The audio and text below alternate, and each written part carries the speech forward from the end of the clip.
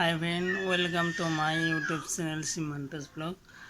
Friend, please আপোনালোকৰ চেনেলটো subscribe কৰক, শ্বেয়াৰ কৰক প্লিজ। আজি আপোনালোকৰ কাৰণে এটা নতুন ভিডিঅ' লৈ আহিছোঁ। মাইক্ৰ'ছফ্ট ৱাৰ্ড কম্পিউটাৰ বা লেপটপত ইনষ্টল কেনেকৈ কৰে। তোমাৰ মাইক্ৰ'ছফ্ট ৱাৰ্ডত চাৰিটা বস্তু আছে। এটা Word Excel, PowerPoint, MS Access. এই চাৰিটা বস্তু মিলাই একটা পেকেজ কৰিছে। এইটো পেকেজটোৰ নাম মাইক্ৰ'ছফ্ট অফিচ পেকেজ।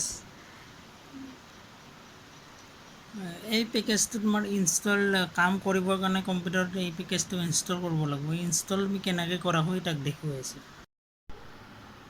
ইয়াত মাইক্ৰ'ছফ্ট অফিচ 2007 এইটো তাৰমানে মোৰ ডেস্কটপত মই কপি কৰা আছে।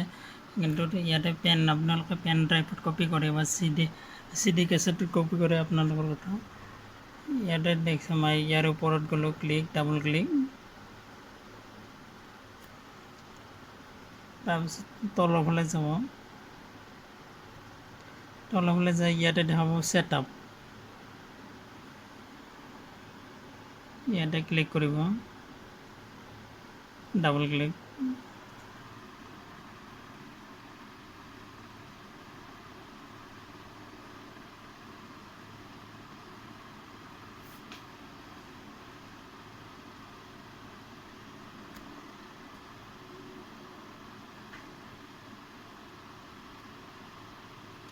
নোট লৈ আছে, অলপ টাইম ৰখাম।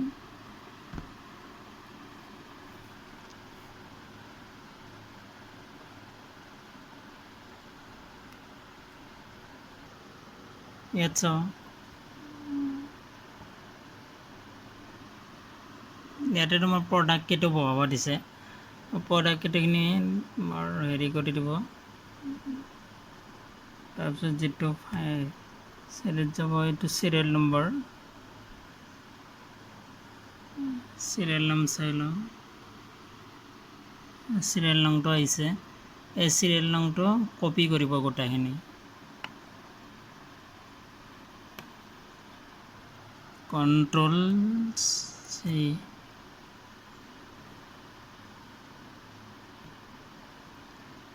ইয়াত আনি পেষ্ট কৰি দিব।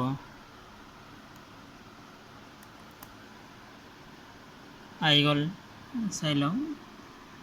তাৰপিছত তলৰ ফালে কণ্টিনিউ আছে, কণ্টিনিউটো ক্লিক কৰি দিব। ইনষ্টলিং নাও হৈছে, ইনষ্টলিং নাও আৰু কাষ্টম আহিছে। ইনষ্টলটোত ক্লিক কৰি দিব, ইনষ্টলিং নাও। তাৰপিছত অলপ টাইম ৰখক, ইনষ্টল হৈছে।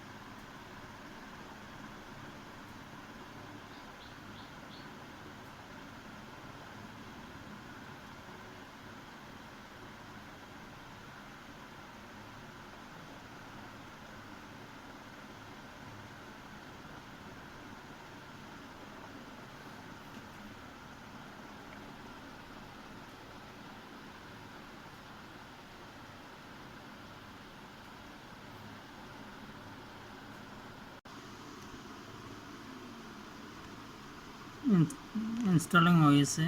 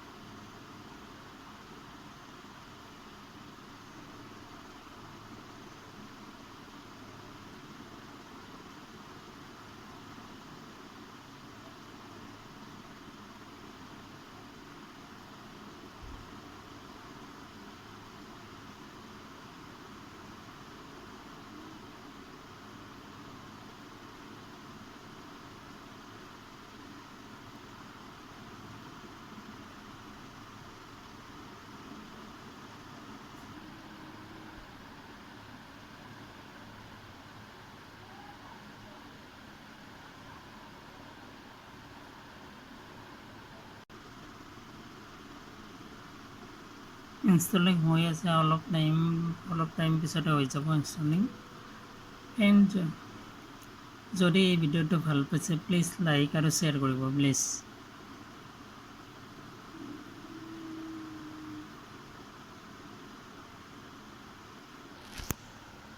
ইনষ্টল হৈ গ'ল, ক্ল'জ কৰিব।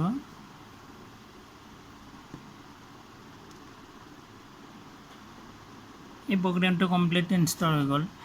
তাৰপিছত ইয়াতে চাৰ্চ কৰিলে পাই যাব। চাৰ্চ কৰিব ইয়াতে যেনে ৱাৰ্ড বুলি চাৰ্চ কৰিলোঁ,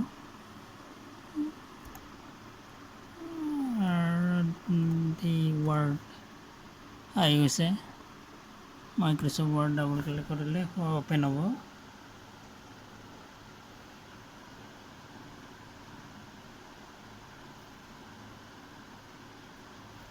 হৈ গ'ল।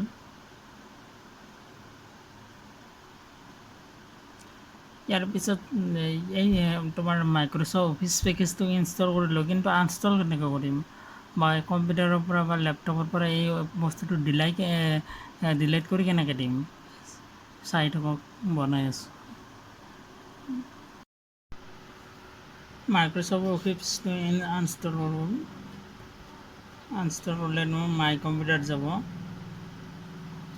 মাই কম্পিউটাৰ ইয়াত শ্ব' হৈছে। মাই কম্পিউটাৰৰ ওপৰত ডাবল ক্লিক। তাৰপিছত তোমাৰ ইনষ্টল এণ্ড চেঞ্জ প্ৰগ্ৰেম ইয়াত যাব। ইয়াত যায় ডাবল ক্লিক। ইয়াতে আহিছে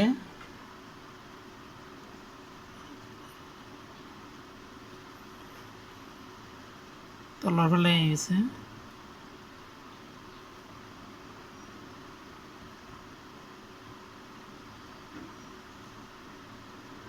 ইয়াতে আছে মাইক্ৰ'ছফ্ট অফিচ 2007, ইয়াতে ক্লিক।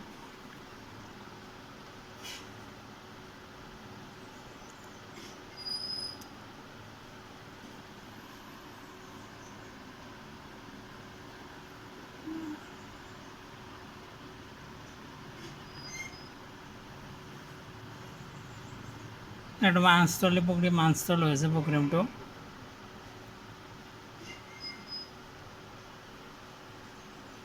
ইয়াত আনষ্টলটো কৰি দিয়াৰ এটাই কাৰণ, বহুতে হয়তো প্ৰগ্ৰেমটো আনষ্টল কৰিব নাজানে, আৰু আনষ্টল কৰিলে কিছুমানে ডাইৰেক্ট ডিলিট কৰি দিয়ে। ডাইৰেক্ট ডিলিট কৰিলে ইয়াৰ পৰা আনষ্টল নহ'ব। আনষ্টল কৰিব লাগিলে আপোনাৰ মাই কম্পিউটাৰৰ ভিতৰত যাব লাগিব। তাৰপিছত তোমাৰ আনষ্টল প্ৰগ্ৰেমত ক্লিক কৰি প্ৰগ্ৰেমটো আনষ্টল কৰিব লাগিব। চাই লওক প্ৰগ্ৰেমটো আনষ্টল হৈছে।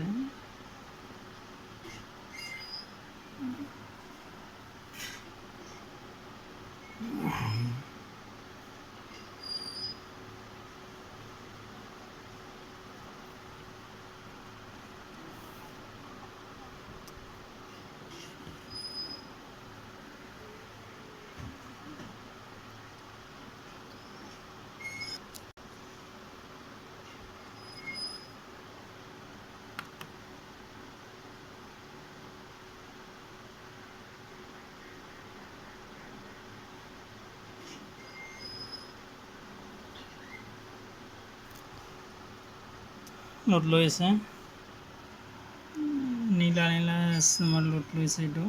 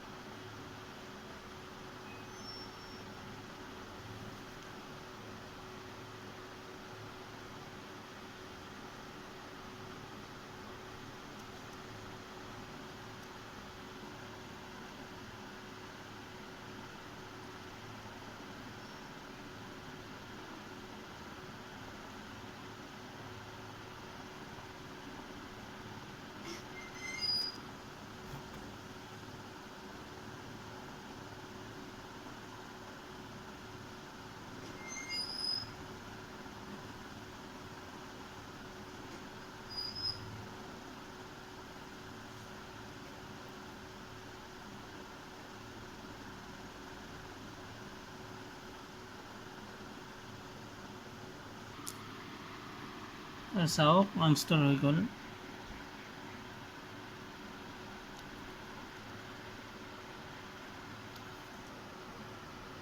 আপোনালোকে যদি এই ভিডিঅ'টো চাই ভাল পাইছে তেতিয়া ভিডিঅ'টো লাইক কৰিব আৰু শ্বেয়াৰ কৰি দিব প্লিজ। চব ক্ল'জ কৰি দিব। য়েছ, হৈ গ'ল ইনষ্টল।